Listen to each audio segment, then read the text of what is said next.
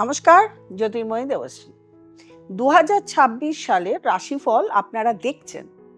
রাশিফল কন্টিনিউ দেখছেন এবং আমি অনেক এপিসোড আগেও কিন্তু সংক্ষিপ্ত রাশিফল বলেইছিলাম এবং নাম্বার অনুযায়ী, মূলাঙ্ক নাম্বার অনুযায়ী রাশিফলও কিন্তু আমার বলা হয়ে গেছে। এখন আলাদা আলাদা করে রাশিফল আপনাদের সামনে আনছি। এই রাশিফল বলার আগে আমাদের অবশ্যই দেখে নিতে হবে যে গ্রহগুলোর ট্রানজিট 2026 সালে আমরা কোন কোন গ্রহর ট্রানজিট দেখতে পাবো, বক্রি দেখতে পাবো এবং কোথায় অবস্থান করবে এগুলো আমরা দেখতে পাবো। আজকে বলবো কর্কট রাশি নিয়ে। এবার আমাদের রাশিফল বলার আগে মূলত 4টি গ্রহকে আগে দেখে নিতে হয়, সেই গ্রহগুলোর কি অবস্থান রয়েছে, সেই অবস্থান অনুযায়ী কিন্তু আমাদের 90% রাশিফল আমরা বলি।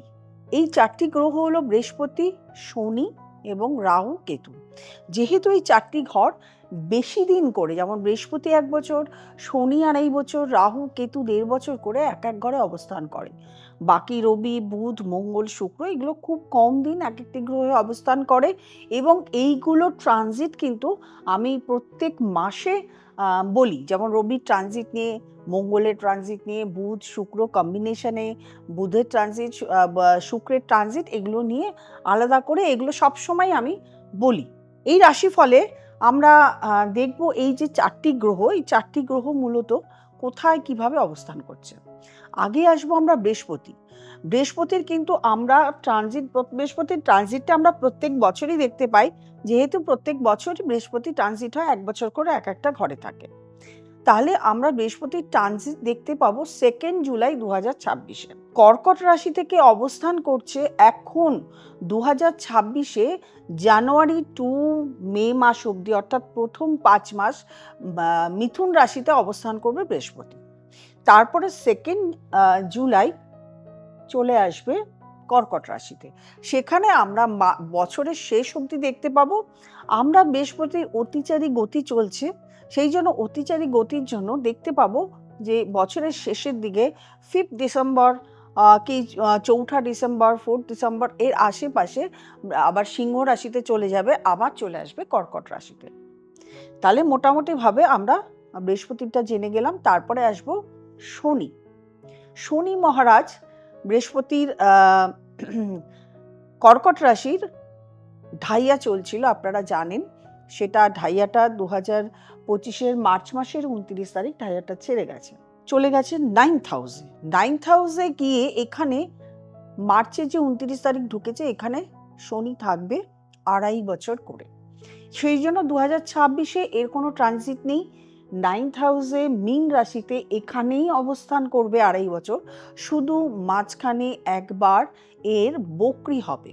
এখানে বক্রি হবে 27 জুলাই থেকে, 6 মাস বক্রি থাকে, 5 ডিসেম্বর অবধি এখানে বক্রি থাকবে। মাঝখানে কম্বাস্ট কানেকশানে হবে, সেটা মার্চ মাসে হবে। মার্চের 13 তারিখ থেকে এপ্রিলের 17 তারিখ অবধি একটা কম্বাস্ট কানেকশন থাকে, সেটা শনি রবির একটা কানেকশন হবে, সেখানে কম্বাস্ট কানেকশন এসে যাবে। আমরা এরপরে জানবো রাহু ও কেতুর অবস্থান। কেতু অবস্থান করছে সিংহ রাশিতে, রাহু অবস্থান করছে কুম্ভ রাশিতে। এবার কর্কট রাশি থেকে 8ম ঘরে এবং কর্কট রাশি থেকে 2য় ঘরে অবস্থান করছে কেতু এবং রাহু। এই অবস্থান কিন্তু আমরা সারা বছর এখানে দেখতে পাবো, কারণ 2025-এই কিন্তু রাহু কেতুর আমরা ট্রানজিট দেখতে পেয়েছি।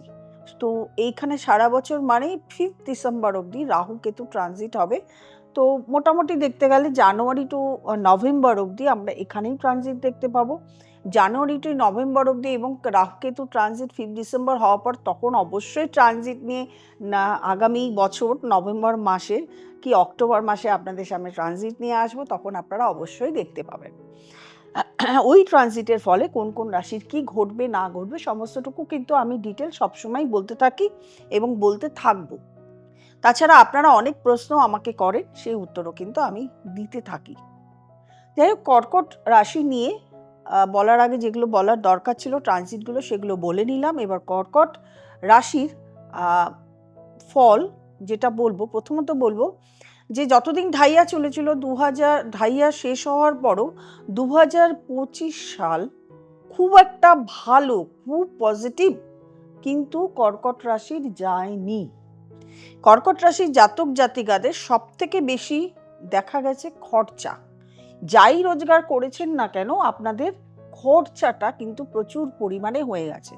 সেই খরচাটা কিন্তু আগামী 2026 সালে মে মাস অবধি কিন্তু চলবে। শুধু যে খরচা চলবে বা খরচাই হয়ে যাবে আর কোনো ইনভেস্টমেন্ট হবে না তা কিন্তু নয়। এর মধ্যে কিন্তু আপনাদের ভালো ভালো জায়গাতে ইনভেস্টমেন্টও আপনারা করবেন এবং সেটা গুড ইনভেস্টমেন্ট হবে, সেটা খরচার হবে না, তবে খরচাটা থাকবেই। খরচাটা কোথার থেকে হচ্ছে? 12th হাউসে যেহেতু বৃহস্পতি, এই বৃহস্পতির কারণে দেখা যাচ্ছে যে আপনার বাড়িতে হঠাৎ করে আপনার মা বাবা বা আপনার নিজের বা আপনার সন্তানের বা আপনার গৃহে কোনো রকমভাবে একটা উদ্ভট ঝামেলা এসে উপস্থিত হয়েছে, তার জন্য আপনার একটা খরচা হয়ে যাচ্ছিল, এই 2025-এ খরচা হয়ে যাচ্ছিল।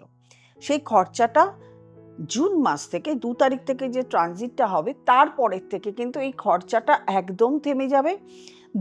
2 তারিখে জুন মাসে যখনই বৃহস্পতি ঢুকবে তখন থেকে কিন্তু কর্কট রাশির ভাগ্য পরিবর্তন হওয়া শুরু হবে। কিভাবে পরিবর্তন হওয়া শুরু হবে? প্রথমত বৃহস্পতি যখন ঢুকছে, তখন যখন রাশিতে ঢুকছে বৃহস্পতি, তখন একটা সপ্তম ঘরে দৃষ্টি দিচ্ছে এবং রাশিতে ঢুকছে। এই যে রাশিতে ঢোকার ফলে আপনার কিন্তু তখন দেখা যাবে বিশেষ সম্মানীয় ব্যক্তির সঙ্গে আপনার পরিচয় হবে। আপনার আপনার গুরু নেই, আপনি একটা ভালো গুরু চাইছেন, ভালো একটা গুরু পাবেন এবং এমন লোকের সঙ্গে আপনার পরিচিত হবে যে লোক আপনাকে সাহায্য করবে। এই সময় থেকে আপনার বুদ্ধি বিবেচনা এই সমস্তটুকু খুব ভালো, মানে একটা ভালো বুদ্ধি যখনই হয় তখনই কিন্তু সে একটা ভালো ব্যবসার দিকে ঢুকতে পারে। ভালো বুদ্ধি হলে সে একটা ভালো চাকরির দিকে চাকরিতে মনোনিবেশ করতে পারে বা ভালো একটা ইন্টারভিউ দিতে পারে তার বুদ্ধি জ্ঞান নলেজের জন্য, সেই জন্য তার ভালো জায়গায় চাকরি হবার সম্ভাবনা আছে। যদি আপনি চান যে আপনি একটা ভালো ব্যবসা করতে পারেন, আপনি ব্যবসার দিকে এগোতে পারেন। এখন থেকে যদি প্রেডিকশন করা শুরু করি কর্কট রাশির নেক্সট 5 ইয়ার্স, এটা ধরে রাখবেন, কর্কট রাশির নেক্সট 5 ইয়ার্সের জন্য আপনারা রেডি হবেন। নেক্সট 5 ইয়ার্সের প্ল্যানিং করা 2026-এর প্রথম থেকে শুরু করুন। প্ল্যানিং করে এগোন, আপনার ভাগ্য পরিবর্তন হতেই হবে। বৃহস্পতি লগ্নে থাকবে, সেকেন্ড হাউসে আসবে, থার্ড হাউসে আসবে, ফোর্থ হাউসে আসবে, ফিফথ হাউসে আসবে, আপনি আপনার ভাগ্যটাকে তৈরি করে ফেলতে পারবেন। যাদের এখনো অবধি ভাগ্য তৈরি হয়নি আর যাদের হয়েছে তাদের তো প্রচুর উন্নতির জায়গা দেখতে পাচ্ছি। সন্তানকে নিয়ে কোনো চিন্তা থাকবে না। যদি আপনি পড়াশোনা করে থাকেন আপনার এডুকেশন নিয়ে চিন্তা থাকবে না।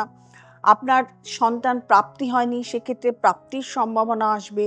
আপনার হায়ার স্টাডিজের ক্ষেত্রেও কিন্তু আপনি হায়ার স্টাডিজ করতে পারছিলেন না, প্রবলেম হচ্ছিল, সেটাও কিন্তু আপনি করতে পারবেন হায়ার স্টাডিজ যারা এডুকেশনের সঙ্গে যুক্ত। এবং এডুকেশনের সঙ্গে যুক্ত যারা টিচার আছেন তাদেরও কিন্তু এই সময়টা খুব ভালো।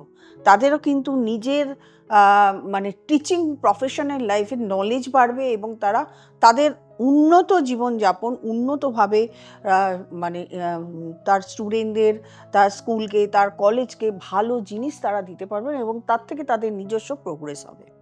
আমি তো এটা শুধু বৃহস্পতির ট্রানজিট হিসাবে বললাম, বাদবাকি কিন্তু আমি বলবো এরপরে শনি ট্রানজিটের হিসাবে। 9th হাউসে শনি থাকা মানেই কিন্তু সে তার ভাগ্য ভালো হয়ে গেল তা কিন্তু নয়। 9th হাউসে শনি আপনাকে প্রচুর পরিশ্রম করাবে, আপনাকে জীবনে প্রচুর পরিশ্রম করতে হবে এবং প্রচুর পরিশ্রমের ফলেই কিন্তু যে আপনার ভাগ্যের উদয় সেটা কিন্তু দেখাই যাচ্ছে।